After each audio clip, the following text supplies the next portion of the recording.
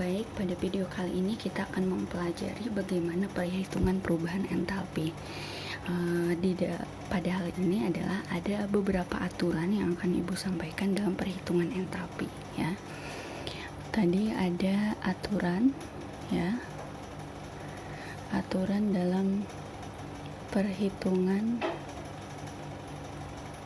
perubahan entalpi, ya. Yang pertama adalah kita sudah pelajari pada persamaan termokimia, itu dilengkapi dengan koefisien reaksi. Dilengkapi dengan koefisien reaksi, di mana koefisien itu adalah menunjukkan jumlah mol, ya, dari perubahan entalpi. Kemudian yang kedua adalah harga dari perubahan entalpi itu bergantung dari jumlah zat tadi, yaitu adalah jumlah mol, ya, bergantung dari jumlah zat. Oke, aturan yang harus kita ketahui adalah yang pertama, ya, di sini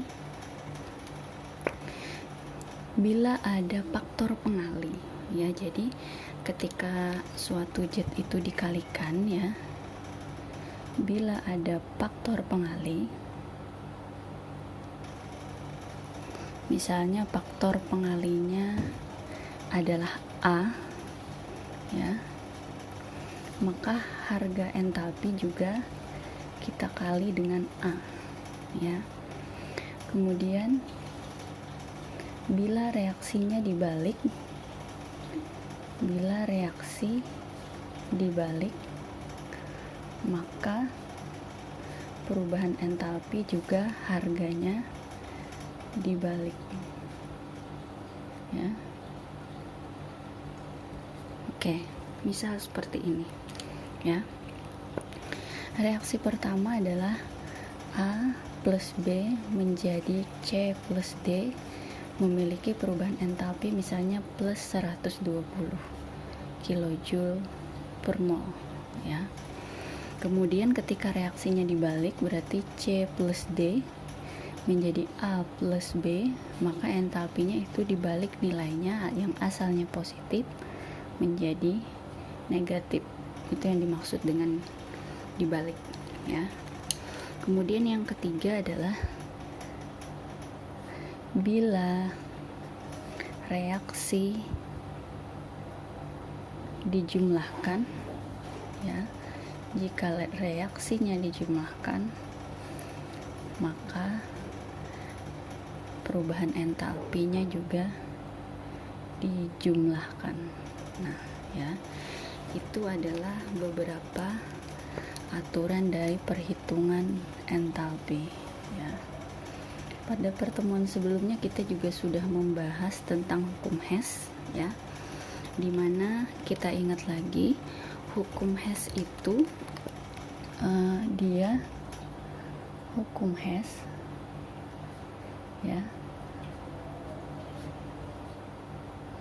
hukum Hess itu adalah bergantung pada kondisi, ya, bergantung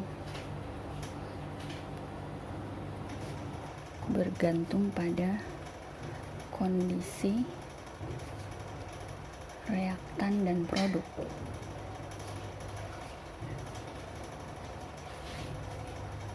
Nah, bergantung pada reaktan dan produk, ya. Di sini kita langsung masuk ke contoh soal, ya.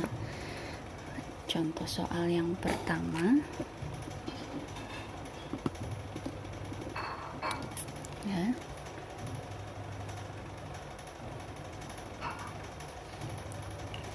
Oke, contoh soal yang pertama adalah diketahui ada reaksi kimia, ya. Diketahui reaksi kimianya adalah reaksi pembakaran C4H8, ya, 6O2. Ini kebetulan reaksinya sudah setara menjadi 4CO2 dan 4H2O dengan perubahan entalpi adalah min 120 kilokalori ya. Tentukan harga entalpi ya. Pertanyaannya adalah tentukan perubahan entalpi untuk reaksi berikut ya. Jadi reaksinya ini 8CO2 plus 8H2O menjadi 2C4H8 plus 12O2. Berapa entalpinya ya? Nah, di sini kita bisa lihat reaksinya kan adalah dibalik ya. Reaksinya dibalik. Berarti kita tahu dibalik menjadi plus 120. Kemudian apalagi? Dikali ya. Dia dikali berapa? Dikali 2 ya. Berarti perubahan entalpinya yang diperoleh adalah positif 240 kilokalori ya. Itu soal yang pertama. Kita lanjutkan dengan soal yang kedua. Oke, soal kedua ini diketahui ada reaksi ya.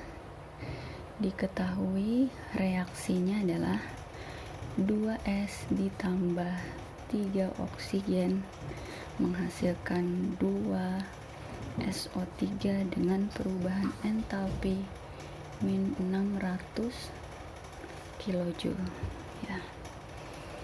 Jika kalor yang dihasilkan ya, ternyata kalor yang dihasilkan pada reaksi hanyalah 200 kJ ya. Pertanyaannya, berapa mol gas es sulfida yang terbentuk ya. Oke, kita tahu di sini ada kata kuncinya adalah dihasilkan ya. Berarti reaksi yang terjadi adalah dihasilkan kalor, reaksinya adalah eksoterm ya. Penyelesaiannya bagaimana ya? Jadi di sini kita tahu bahwa 2 mol ya, karena koefisiennya 2 untuk gas es ya. Berarti 2 mol gas es yang dibakar itu menghasilkan min, karena eksoterm 600 kJ. Pertanyaannya adalah berapa mol jika ternyata yang dihasilkan hanya 200 kJ. Nah ya, sini kita anggap X ya. Maka mudah saja tinggal kita kali silang per 600, maka hasilnya adalah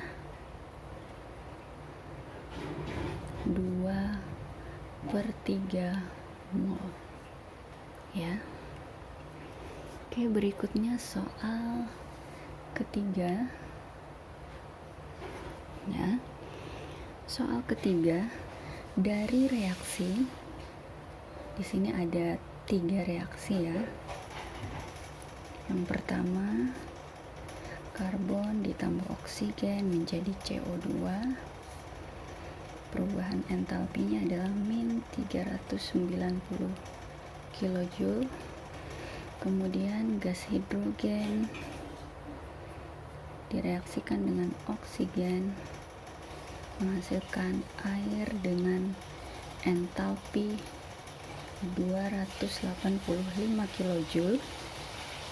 Kemudian karbon direaksikan dengan gas hidrogen menghasilkan gas C2H2 dengan entalpi plus 225 kJ ya.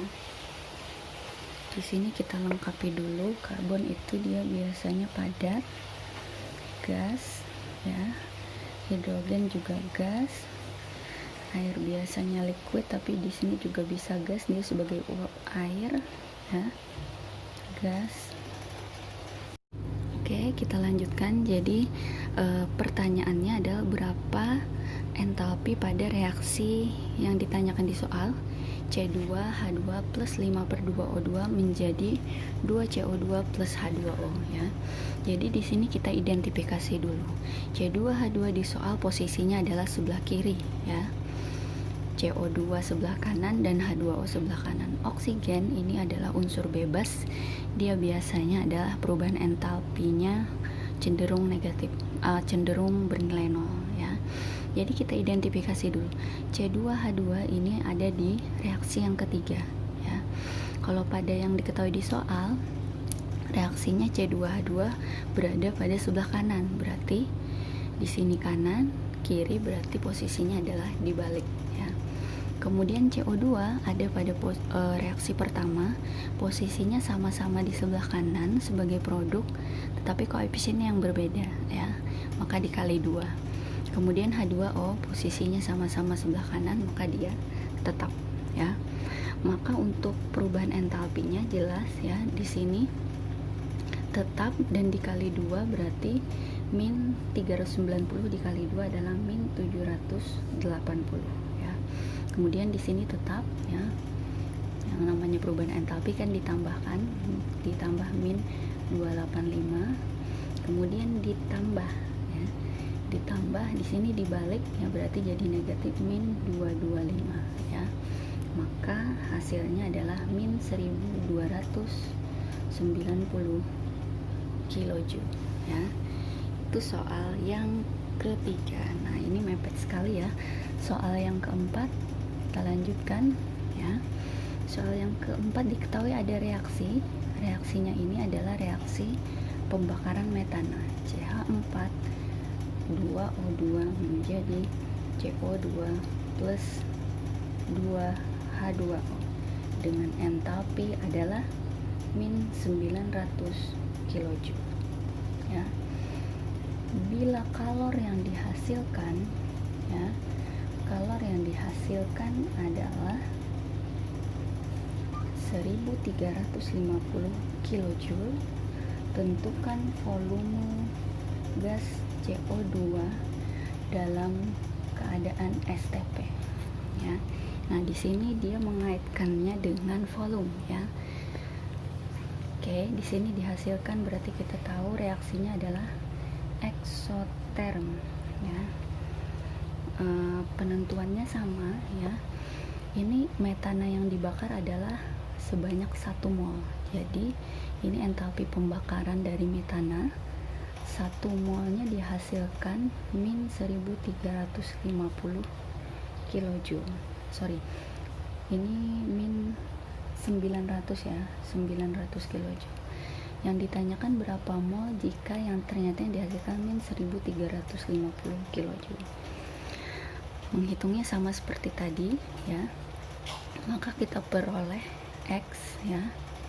X itu sama dengan 1 dikali 1350 dibagi 900, maka hasilnya adalah 3/2 mol. Oke ya.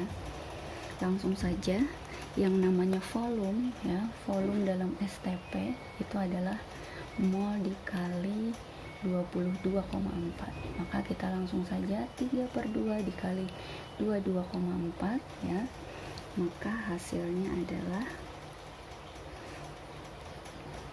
di sini jadi 11,2 ya. Hasilnya berarti 33,6 liter gas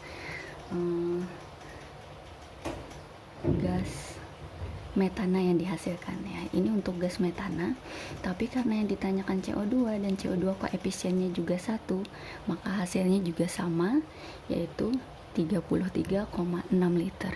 Seandainya yang ditanyakan lagi adalah berapa gas oksigen yang diperlukan ya, karena koefisiennya 2, maka kita kali dengan 2 yang 33,6 ini. Oke ya. Ibu rasa sekian dulu untuk aturan dalam perhitungan entalpi. Video berikutnya kita lanjutkan dengan perhitungan entalpi dengan data delta HF. Sekian, Ibu akhiri. Assalamualaikum warahmatullahi wabarakatuh.